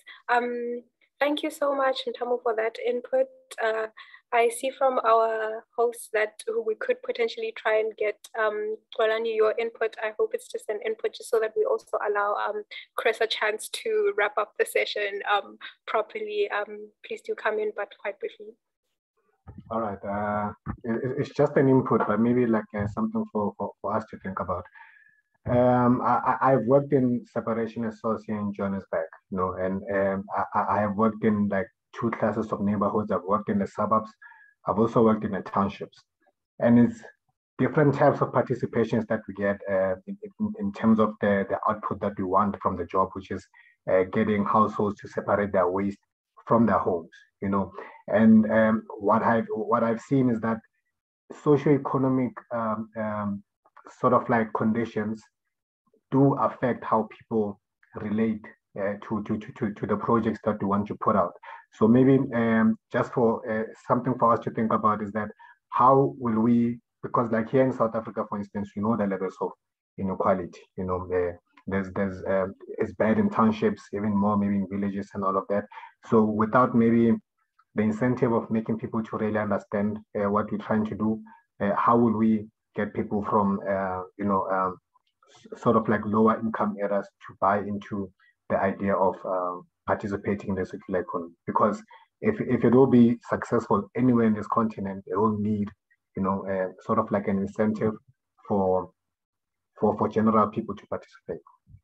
Yeah, thank you. That's just it. Yeah. Yes, definitely. I think a wonderful way to actually end the session, which is how do we then take forward some of the key points that have come from this discussion. From my end, thank you everyone for your participation, and especially to our panelists and stakeholder and case study presenters. I will now hand over to Chris in his facilitating capacity to wrap up the session. Thanks, Jukudu, and I think we need to wrap up pretty quickly. We've gone from over 120 people to about 75 people, so it's either beer time or bedtime, one of the two. So thank you very much to all of our panelists and everyone else that contributed to this fruitful discussion, as well as the team behind this who put everything together. I hope this session has answered the questions that you have come here for, and that it stimulated the conversation to move forward onto other platforms as well. So the conversation should not stop here, and that's also what ACEN is here for. Let's keep those conversations going. As I mentioned, the recording of the session will be shared together with a summary document of the learnings and conclusions. One person also asked me if there could be a chat transcript, and I think we could do that. And the aim of this is to further knowledge sharing in the built environment in Africa. Also, please keep an eye out for our workshop next month, 20th of October. That's going to be on electronic waste for those of you with an interest in that sector. And for anything to do with the World Circular Economy Forum or the events or the side events or anything else, please feel free to contact us on our World Circular Economy Forum email address that is shown on the screen now. And lastly, after closing, you'll see that there's a survey pop-up that comes up with a few questions. Please just take a minute to complete that. We'd love your feedback so that we can see what you as participants would like to see more of in future workshops. We really appreciate the interaction and the open conversations with you. So at this point, I think we are out of time. I will close the meeting on behalf of the African Circular Economy Network team, as well as our good colleagues at ICLEI. I would like to thank all of you again and look forward to seeing you at the future events. So much appreciated. Thank you and goodbye. We hope to see you at the next one.